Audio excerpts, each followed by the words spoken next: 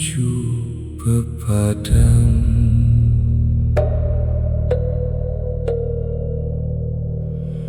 Dudu amarga dunya kang dadi pambidang,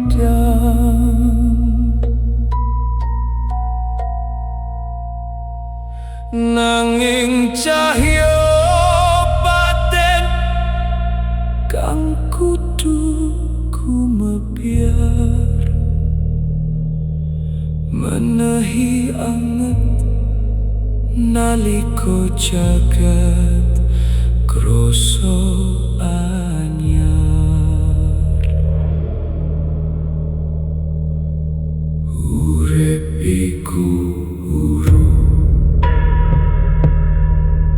kaya lilin kang lilo awake enteng, kanggo madangi dalan kang kebak rupedo.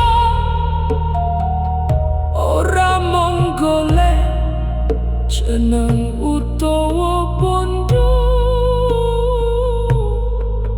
nanging dadi berkah mring sapodo-podo.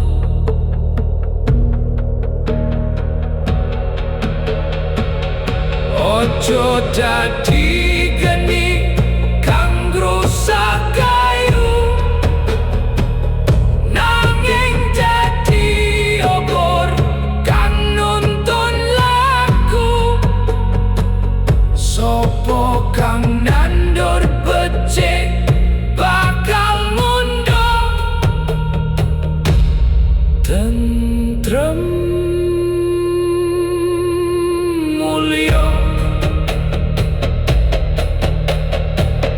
Mumpung isih ana ambegan ing dodo, dadi pepadang ing tengahing kodo.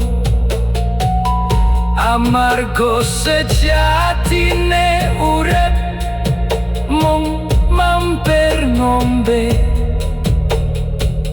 goleko dalan padang kanggo mulihe. Urip iku